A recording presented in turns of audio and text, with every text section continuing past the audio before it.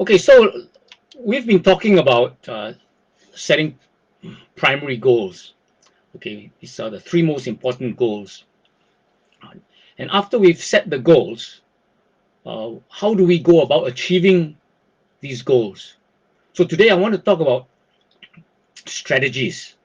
Okay, uh, strategies is a term that results coaching uses uh, to describe the series of steps or stages that we follow to achieve each primary goal. It's like a plan. Okay, so strategies are a series of steps that make it clear to the coach and the coachee or the client how each goal will be achieved. I prefer to use the term stages. You know, you can use the term steps. I prefer to use the term stages, which are like floors. You know, floors to in a in a departmental stores or like departments in a hospital.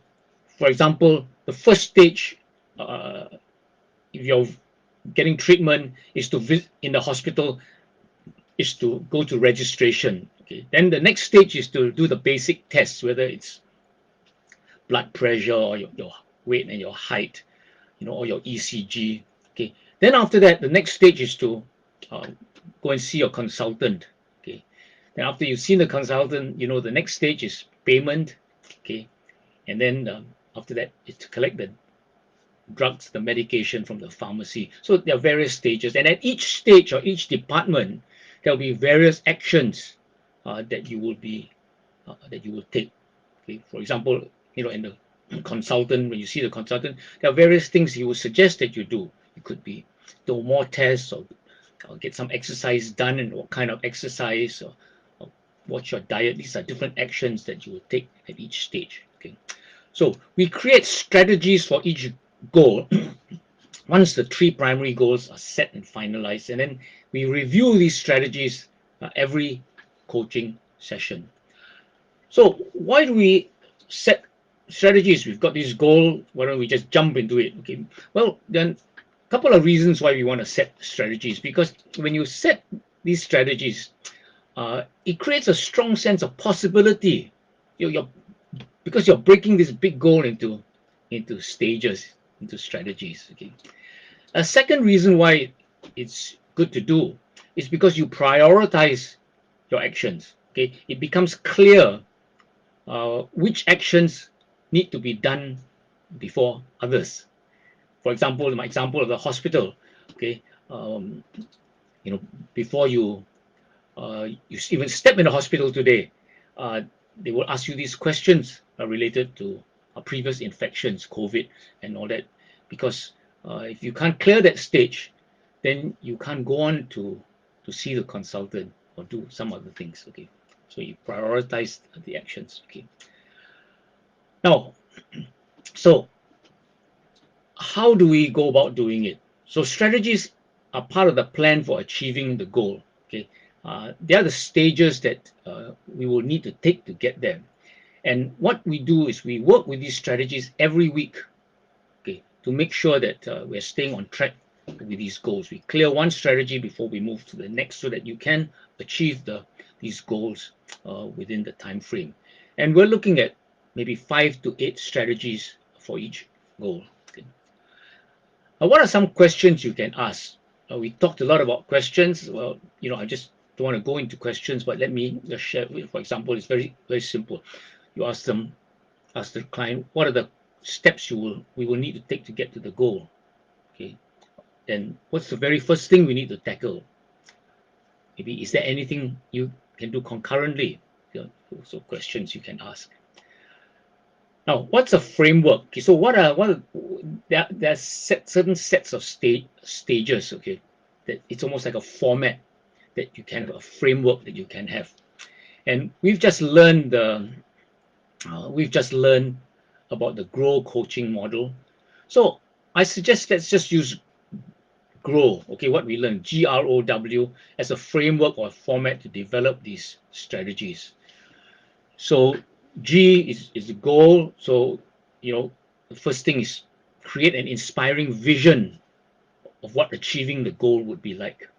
I'll give you an example later. Okay. Um, then R, okay, uh, reality. Okay, so that's the starting point. So for R, you want to talk about the resources. Okay, so vision, then you talk about the resources. Then O, options. Okay, so work out a range of possible options. Okay, then choose the best options. Then W is, who does what, or is the way forward. We want to work out some structures to support these options. For example, we're talking about accountability checks, a partner maybe. And then we want to, under W, we want to monitor the structures. So we've got vision, resources, options, structures to support these options, and monitoring these structures. Okay. Um, I like to put another one at the end of it is, celebrate every time you win your goal. So, but celebration is something uh, outside of this. We will naturally celebrate. Okay, so let me give you an example. For example, you want to go on the best holiday I've ever had. So that's your goal. Okay, I think we can actually shine it a bit, but let's just take this as, as a as one of your goals. Okay, so to go on the best holiday I've ever had, and that could be a goal you can see of many of us. Uh, when we come out of COVID, that will be a goal of many people to go on the best holiday I've ever had. Okay, so what's the first thing? Create a vision of the perfect holiday. So you want to create a powerful vision that excites you every time you get up, you think about what is that perfect holiday. Okay. Then establish your resources. Okay, what are your resources? How much money have you get? Who are your travel agents? Where are different countries where your friends are, that you can visit. Okay, so look at your resources. Then options. Okay, look at all the possible holiday options. Okay, go on your own, go on a tour with other people, um, uh, go on a commercial tour somewhere exotic, somewhere common. Choose look at all the possible holiday options, um, and then you choose the most appropriate option that